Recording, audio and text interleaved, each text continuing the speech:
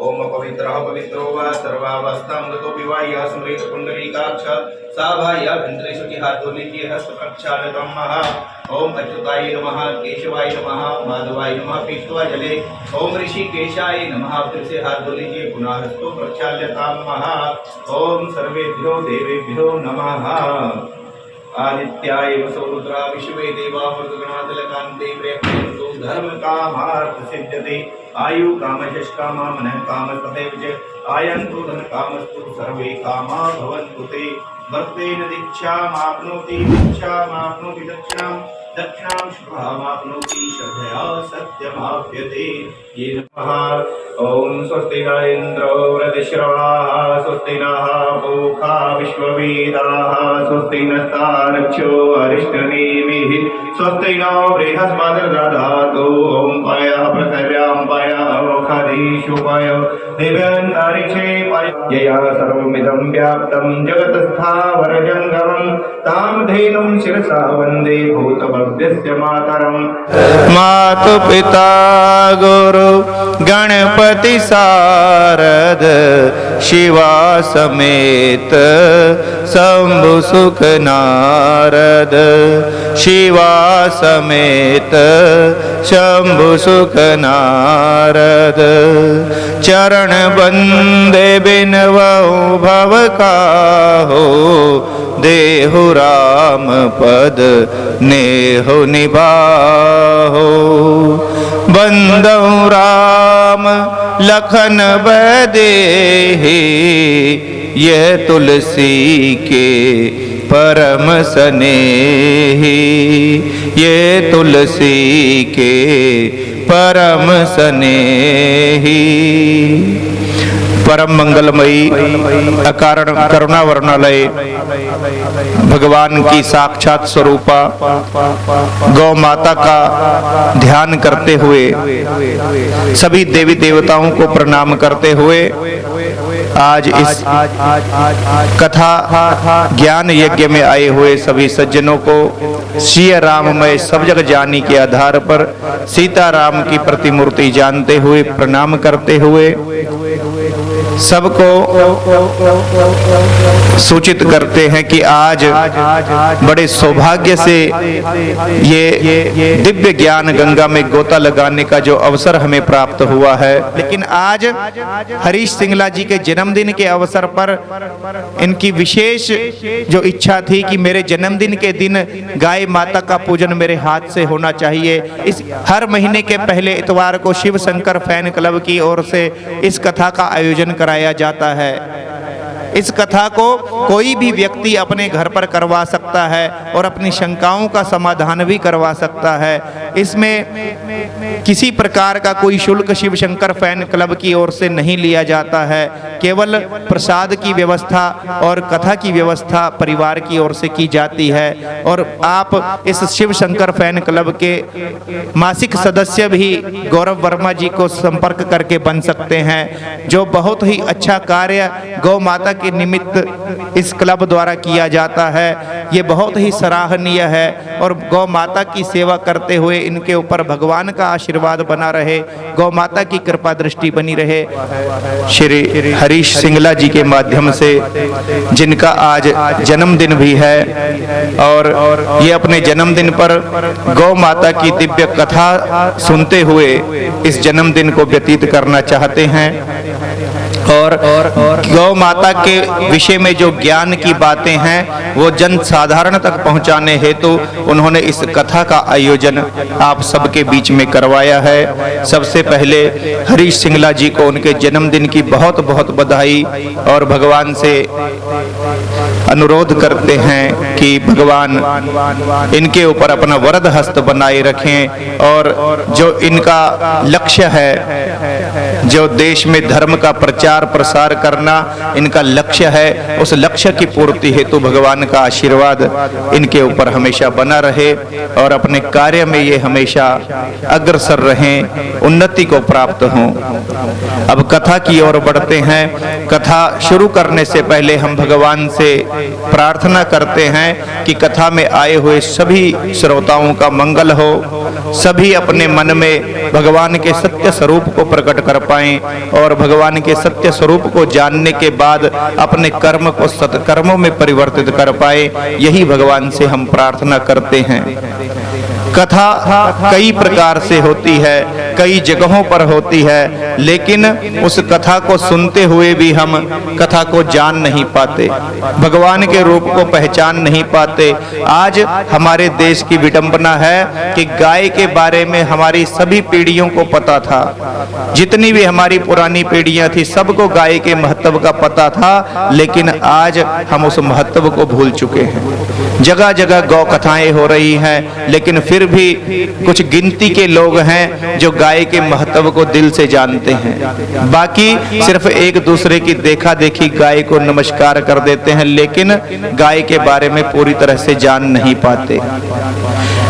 तुलसी पूर्व पाप ते हरि चर्चा न सुहाए, जैसे ज्वर के ताप ते भोजन की रुचि जाए। जब हमारे पिछले जन्मों के कर्म खराब होते हैं, जो कर्म हम पिछले जन्मों में कर आए हैं, जब वो जन्म के कर्म हमारे आगे आते हैं तो उनके कारण हम भगवान के सत्य स्वरूप को इस जन्म में नहीं पहचान पाते। हम उस स्वरूप को पहचानने में पीछे रह जाते हैं। कथा को सुनते हुए भी हमारे दिमाग में उस बात का अर्थ नहीं बैठता, क्योंकि पिछले जन्मों के जो ज्वर हैं, जो पाप हैं, वो इस जन्म में हमें ये सब समझने नहीं देते। जैसे जब हमें इस शरीर में बुखार लग जाता है तो नित्य प्रति जिस भोजन से हम अपना पालन करते हैं वह भोजन भी हमें खराब लगने लग जाता है, वह भोजन खाने की भी इच्छा मर जाती है। इसी प्रकार जो आत्मा का जो ज्वर पिछले जन्मों का है, उसके कारण हम इस जन्म में अच्छे कर्म नहीं कर पाते हैं।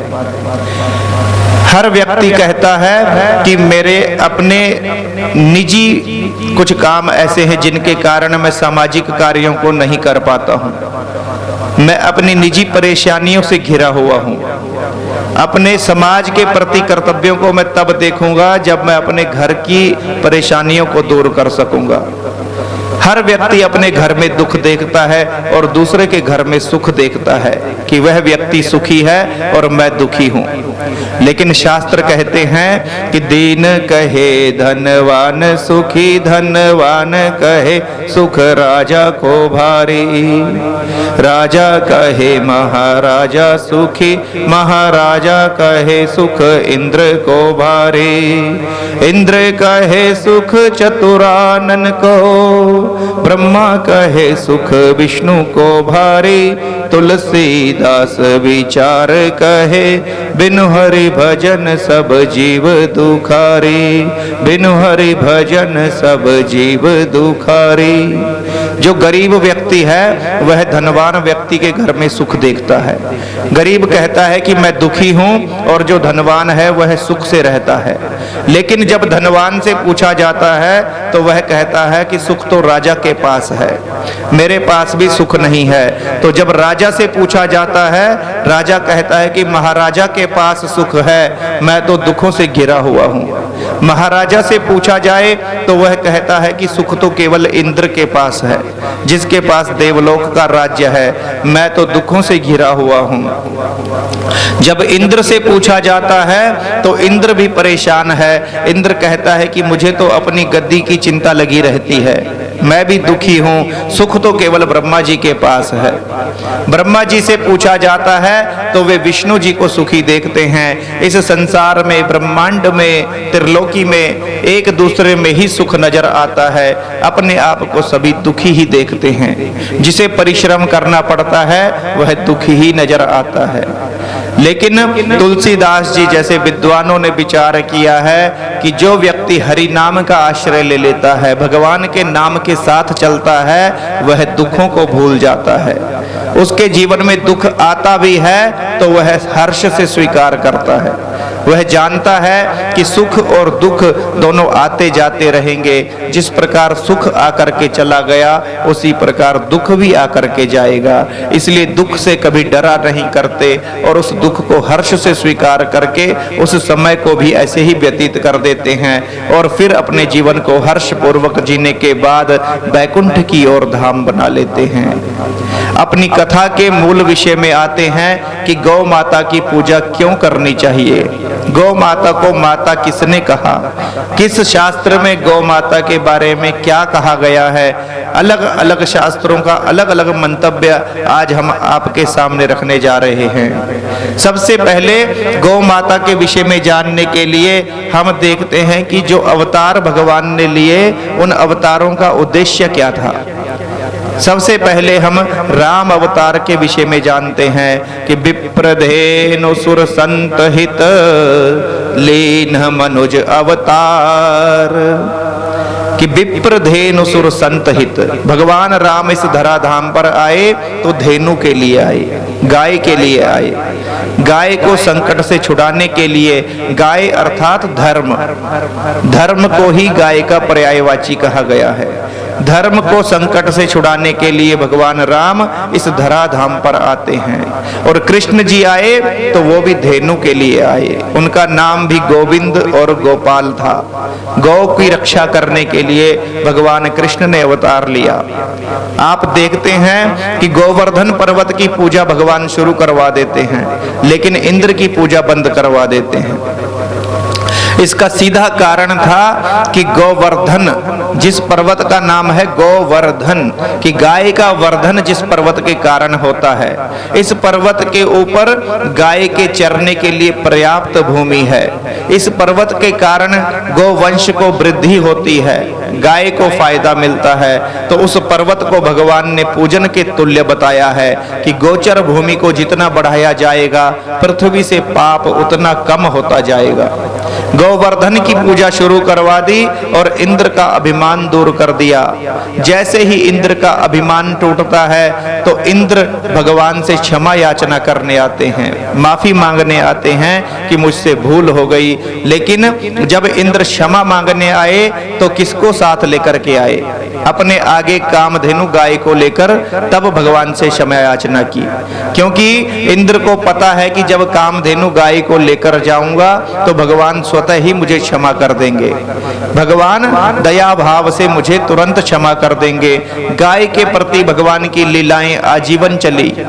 जब भगवान 5 दिन के थे उसी दिन से भगवान ने गाय के प्रति लीलाएं करनी आरंभ कर दी। जब भगवान को मारने के लिए पूतना आती है, पूतना भगवान को जहर पिला देती है और भगवान उस जहर के साथ साथ पूतना के प्राणों को भी पी जाते हैं।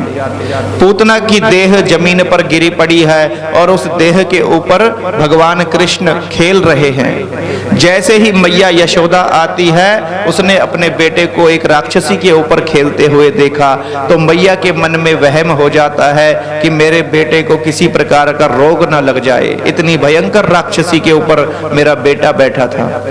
तो मैया ने उसको घर लाया, अपने बच्चे को, और घर लाते ही सबसे पहले गाय की पूंछ का झाड़ा दिया। श्रीमद् भागवत महापुराण में ये कथा आती है कि सबसे पहले गाय की पूंछ का झाड़ा मैया ने अपने बच्चे को दिया। फिर तुरंत गौमूत्र से स्नान करवाया कि जितने भी खतरनाक रोगाणु वहां पर थे वह गौमूत्र के स्नान से दूर हो जाते हैं। गौमूत्र का स्नान भगवान को कराया गया, भगवान को गाय की पूंछ का झाड़ा दिया गया। आज भी जहां पर गाय की पूंछ का झाड़ा बच्चे को दे दिया जाए तो बच्चा अभय हो जाता है, रोना बंद कर देता है, निडर अवस्था में बच्चा आ जाता है। क्योंकि छोटे बच्चों को डर बहुत जल्दी लगता है और उस डर को दूर करने के लिए भी गाय की बहुत अहम भूमिका बताई जाती है। अब जो हमारी पिछली पीढ़ियों के लोग थे जो गाय का पालन करते थे, गाय को घर में रखते थे, उनके जीवन में और हमारे जीवन में कितना फर्क आ चुका है। शास्त्र कहता है कि गाय के मुंह की जो लार है जिस घर के अंदर गिर जाती है, वास्तु दोष साथ के साथ खत्म हो जाता है।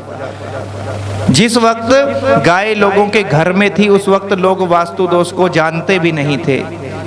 जिसने शास्त्र पढ़ा केवल उसको वास्तु का नाम पता था, लेकिन अन्य लोग वास्तु दोष को जानते भी नहीं थे। लेकिन जब से गाय रखनी बंद कर दी तो वास्तु दोष प्रत्येक घर में निकल आता है। जिस मर्जी घर में पूछ लो, कोई ना कोई कमी वास्तु द्वारा रह जाती है। जब से लोगों ने गाय रखनी बंद की तो उनको परिश्रम करने के लिए जिम जाना पड़ता है। गाय के साथ शरीर की भी परिश्रम हो जाता था और उस परिश्रम से कई प्रकार के रोग दूर हो जाते थे। आज हर घर में जो है व्यक्ति असाध्य रोगों से घिरा हुआ है। ऐसी बीमारियां घर घर में हैं जिनका कोई उपचार भी नहीं होने को आता और उसको प्रतिदिन दवाई खानी ही खानी पड़ती है। शास्त्र कहता है कि गाय की पीठ पर हाथ फेरने से बीपी की बीमारी ठीक हो जाती है। जब हम हाथ फेरेंगे तो हमें पता चलेगा। कभी भी गौशाला में जाइए और गायों की पीठ पर हाथ फेरने का नियम रखिए कि गाय जो आप हाथ फेरते हैं तो उससे आपके शरीर को क्या अनुभव होता है और गाय से कैसी ऊर्जा आपको मिलती है। गाय के गले पर हाथ फेरने से शरीर का बुखार नॉर्मल हो जाता है। जब आप गाय के गले पर हाथ फेरेंगे तो आप स्वयं ही इस बात को अनुभव कर लेंगे। जो व्यक्ति प्रतिदिन गाय के सींग पर हाथ रखता है उसके क्रोध की छुट्टी हो जाती है, मन निर्मल हो जाता है और क्रोध की छुट्टी हो जाती है। जो व्यक्ति प्रतिदिन गाय का सींग पकड़ के देखेगा उसे इस बात का भी अनुभव हो जाएगा। जो व्यक्ति गाय माता के पैर की धूली अपने माथे पर लगाता है, गोधूली जिसे कहते हैं, उसको माथे पर लगाता है तो विधाता का लिखा हुआ लेख भी बदलने का सामर्थ्य उस गोधूली के तिलक में होता है। गाय की धूली का जो तिलक है वह विधाता के लेख को भी बदल देता है। जब हम इन सब को करके देखेंगे तो हमें विश्वास होगा तो प्रेम की उत्पत्ति होगी और प्रेम होगा तो हमारी श्रद्धा गाय के प्रति और ज्यादा प्रगाढ़ होगी, मजबूत होगी। सोई जानहि जेहि देहु जनाई, जानत तुम्हि होई जाई। तुलसीदास जी कहते हैं कि जान भी वही पाता है जिसे भगवान जनवाना चाहते हैं, जिसके भाग्य में ये जानने का सामर्थ्य होता है। पिछले जन्मों के कर्मों के उदय होने पर व्यक्ति इस जन्म में जान पाता है और जो एक बार जान लेता है वह छोड़ नहीं पाता। जानई तुम्हि होई जाई कि जानने के बाद व्यक्ति उन्हीं का हो जाता है और छोड़ नहीं पाता है। शास्त्रों में आता है कि जो परलोक के मार्ग में, यम के मार्ग में आने वाली वैतरणी नदी है उसको भी गाय की सेवा करके ही तारा जाता है। गाय की पूंछ पकड़ करके उस वैतरणी नदी को पार किया जाता है। और जिस व्यक्ति ने अपने जीवन में गाय को एक ग्रास तक न खिलाया हो उसके लिए उस नदी को पार करना असंभव मात्र हो जाता है। केवल गाय की सेवा ही इस संसार सागर से तरने वाली है, अन्यथा किसी प्रकार से व्यक्ति इस संसार सागर से तरकर यमपुरी को नहीं लांघ सकता है। हमारे जीवन में कितने संस्कार संपादित होते हैं। आप सभी जानते होंगे कि हमारे सनातन धर्म में कितने संस्कार बताए गए हैं, जानते हैं? 16 संस्कार नाम सुना होता है लेकिन भूल जाते हैं, तो क्योंकि हम इस और कभी ध्यान नहीं देते। तो 16 संस्कार हमारे जीवन में संपादित होते हैं। उन 16 संस्कारों में से कोई भी संस्कार ऐसा नहीं है जो गाय के बिना संपादित हो सकता हो। सबसे पहले उसकी शुरुआत गाय से होती है और फिर उसका अंत भी गाय से ही होता है। जब भी कोई संस्कार संपादित करना है तो उसके लिए सबसे पहले पंचामृत बनाया जाता है। गाय के दूध, दही, घी से पंचामृत का निर्माण होता है। जब पंचामृत पिला करके उसको शुद्ध करते हैं तब आगे की प्रक्रियाएं पूजन इत्यादि होते हैं। और जब पूजन हो जाता है तो गाय के प्रति भोजन निकाला जाता है, गाय के चारे के लिए संकल्प किया जाता है। तो गाय के बिना आपका कोई संस्कार भी संपादित नहीं होता। और जब संपादित ही नहीं होता तो विधि पूर्वक ना किया हुआ काम व्यर्थ हो जाता है। आज हम देखते हैं कि व्यक्ति कहता है मैंने कितना पूजन कर लिया, कितने व्रत रख लिए, कितने संस्कार कर लिए, लेकिन मेरे जीवन में किसी प्रकार का फर्क नहीं पड़ा, किसी पूजन का फल नहीं मिला। क्यों नहीं मिला? क्योंकि व्यक्ति ने वो संस्कार विधि से नहीं किया। विधि से कैसे होगा? यह शास्त्रम विधि मुत्सृज्य वर्तते काम कारता न स सिद्धिम वापनोति न सुखम न परम गति। गीता में आता है कि जो व्यक्ति शास्त्र विधि को छोड़ करके अपने मनमाने आचरण से कोई कार्य संपादित करता है उसका कोई फल नहीं मिलता है, कोई सुख उस कार्य से नहीं मिलता है। इसलिए यदि कार्य का फल चाहिए तो विधि पूर्वक कार्य होना चाहिए। विधि पूर्वक कैसे होगा कि देसी गाय के दूध, दही और घी के बिना कोई भी कार्य हम संपादित कर ही नहीं सकते। इसीलिए विधर्मियों ने सबसे पहले गाय को ही निशाना बनाया कि जब गाय आपके जीवन से दूर हो जाएगी तो आपको अपनी संस्कृति से तोड़ना बड़ा ही आसान हो जाएगा। आप अपने संस्कारों को ही पूर्ण नहीं कर सकते।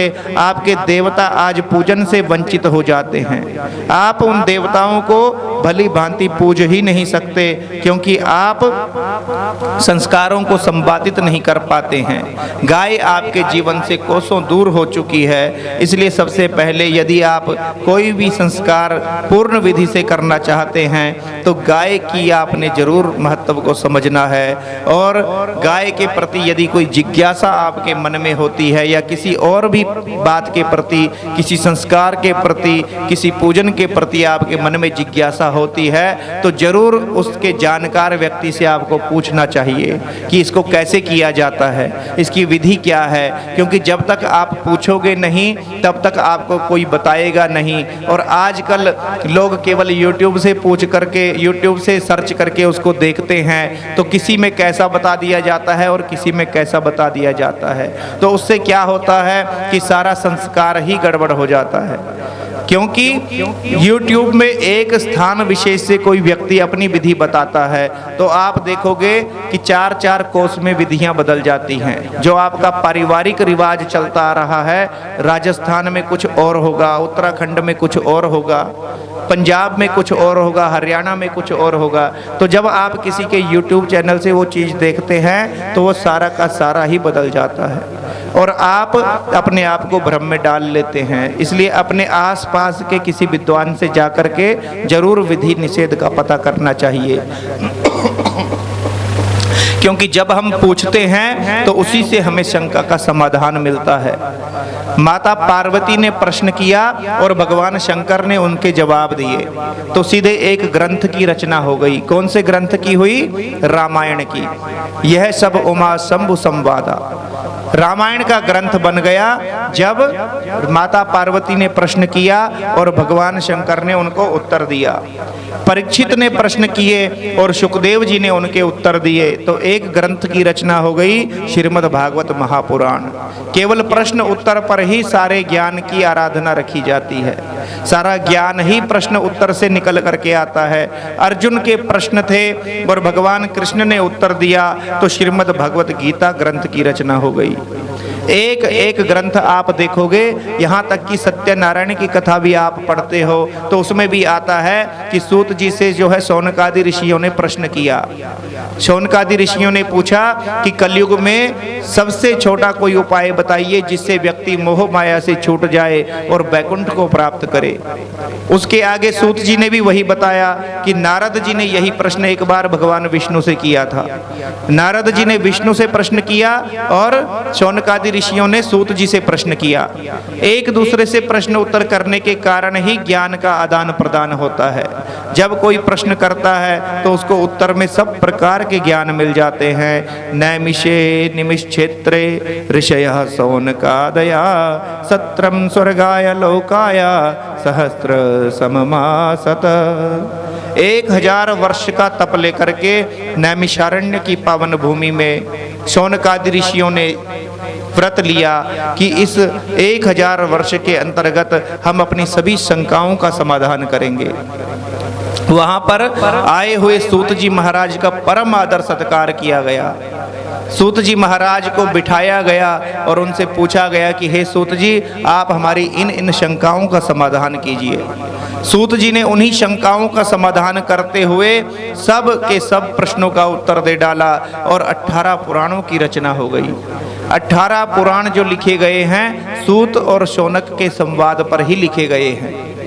सब कथाएं सूत और शौनक के संवाद से ही शुरू होती हैं। इन कथाओं का जो मर्म है एक दूसरे से प्रश्न उत्तर करना ही है।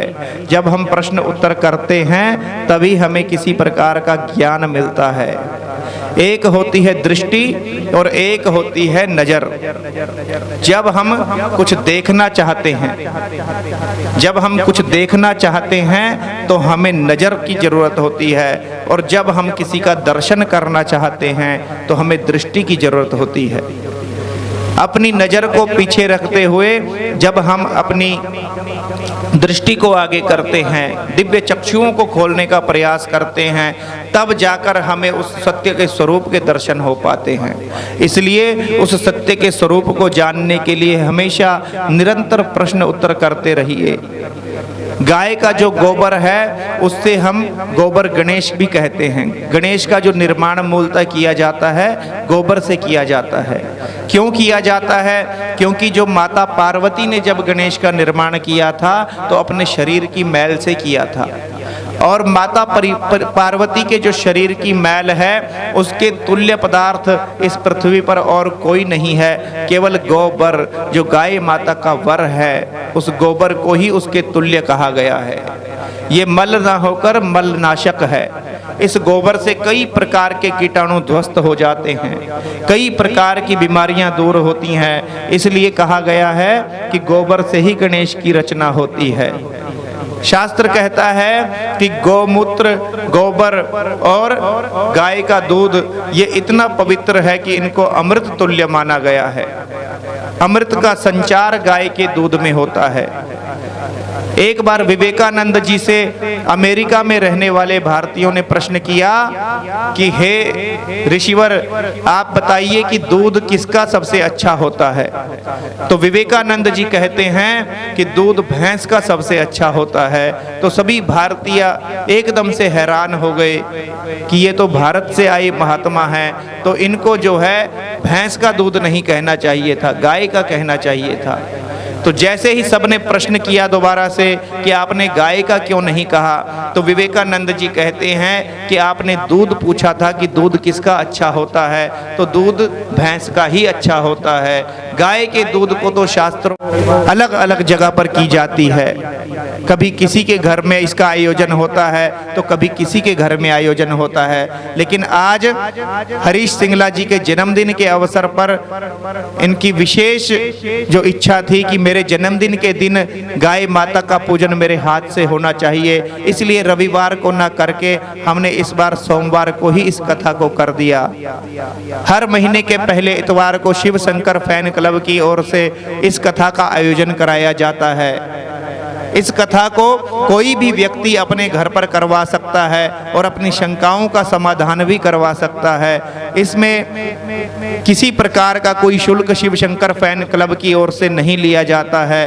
केवल प्रसाद की व्यवस्था और कथा की व्यवस्था परिवार की ओर से की जाती है। और आप इस शिव शंकर फैन क्लब के मासिक सदस्य भी गौरव वर्मा जी को संपर्क करके बन सकते हैं, जो बहुत ही अच्छा कार्य गौ माता के निमित्त इस क्लब द्वारा किया जाता है। ये बहुत ही सराहनीय है और गौ माता की सेवा करते हुए इनके ऊपर भगवान का आशीर्वाद बना रहे, गौ माता की कृपा दृष्टि बनी रहे।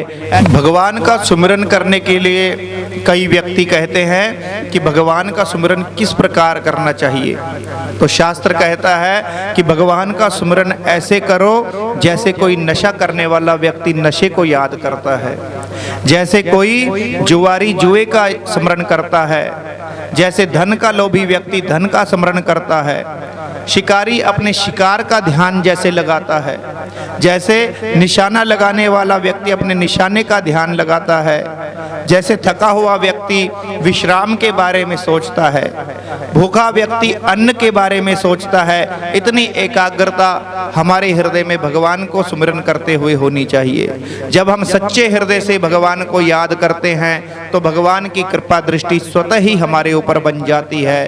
और आज इस कथा में आए हुए सभी सज्जनों का परिवार की ओर से बहुत साधुवाद, बहुत आभार है, जिन्होंने इस कथा में सम्मिलित होकर इस ज्ञान यज्ञ को सार्थक किया है और अपनी आत्मा का उद्धार करते हुए गौ साहार वक्ष स्थल कौस्तुभम श्रियम नमामि विष्णु शीर्षाम चतुर्भुजम।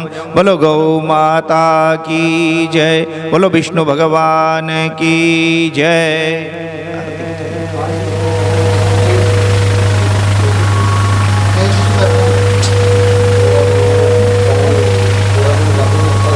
सभी अपने अपने स्थान पर खड़े हो जाएंगे और भगवान की आरती।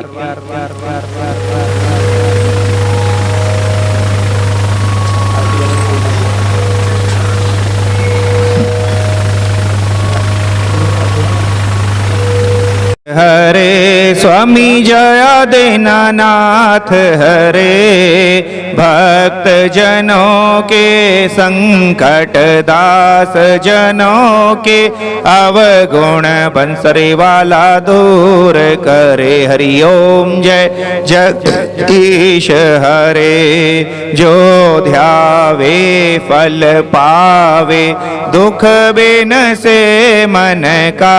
स्वामी दुख बिन से मन का सुख संपत्ति घर आवे, धन आनंद घर आवे, कष्ट मिटे तन का। हरि ओम जय जगदीश हरे, मात पिता तुम मेरे शरण पड़ो मैं किसकी।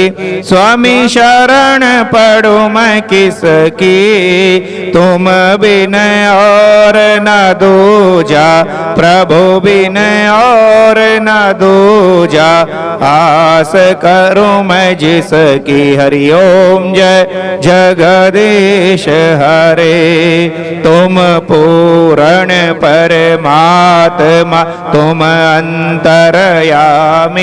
स्वामी तुम अंतरयामी, पार ब्रह्म परमेश्वर, पार ब्रह्म जगदीश्वर, तुम सबके स्वामी। हरि ओम जय जगदीश हरे, तुम करुणा के सागर तुम पालन करता।